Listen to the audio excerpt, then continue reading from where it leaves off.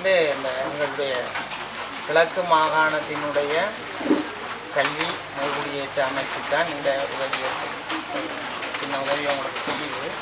மாகாண சபையில் நிதிகள் இல்லாத ஒரு சூழ்நிலையில் அங்கே நாங்கள் ஒரு சண்டை பிடிக்கிற மாதிரி சில ஒரு பகுதி அப்படி நாங்கள் இந்த இந்த இந்த இந்த பொருட்களை உங்களுக்கு பெற்றுத்தரேக்க இந்த பொருளை நீங்கள் பாவிக்க வேணும். உங்களோட காணிகளுக்கு, உங்களோட வீட்டுக்கு, உங்களோட குடும்பங்களுக்கு அதை நீங்கள் பாவிக்க வேணும். Right right right right right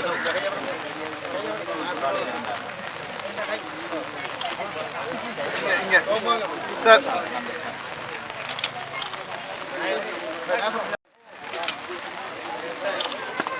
right சரி கவனம் ரைட்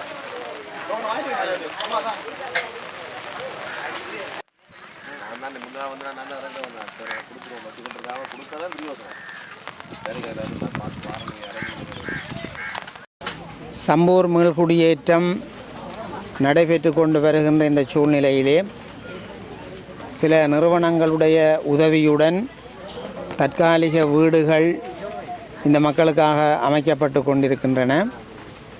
அதே வேளையில் இந்த மக்கள் தங்களுடைய காணிகளிலே குடியேறுகின்ற வேளையில் இவர்களுடைய காணிகளை எல்லைப்படுத்துவதற்காகவும் குடும்பத்தினருடைய சில அவசியமான தேவைகளுக்கான உபகரணங்களை கிழக்கு மாகாண மீள்குடியேற்ற அமைச்சு செய்து கொடுக்க ஆரம்பித்துள்ளது. இன்றைய தினம் இந்த சம்பூர் பிரதேசத்தில் மீள குடியேறி கொண்டிருக்கின்ற குடும்பங்களுக்கு அவர்களுடைய காணிகளை எல்லைப்படுத்துவதற்கான வேலிகளை அடைத்து கொள்வதற்கான முட்கம்பிகளை மீள்குடியேற்ற அமைச்சு இன்றைக்கு வழங்கி கொண்டிருக்கின்றது.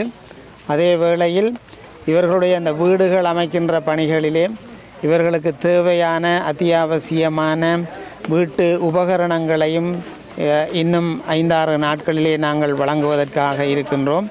அந்த வகையில் இந்த மக்கள் தங்களுடைய தேவைகளை பெற்றுக்கொண்டு தங்களுக்கு கிடைத்த இந்த மீள்குடியேற்ற வாய்ப்பை நிலைநிறுத்தி இந்த பிரதேசங்களிலே அவர்கள் பிரச்சனை இல்லாமல் வாழ வேண்டும் என்பதற்காக, அவர்களுடைய இந்த வாழ்க்கை வசதிகளை மேம்படுத்தி கொள்ள வேண்டும் என்பதற்காக மீள்குடியேற்ற அமைச்சு சில திட்டங்களை கொண்டுள்ளது.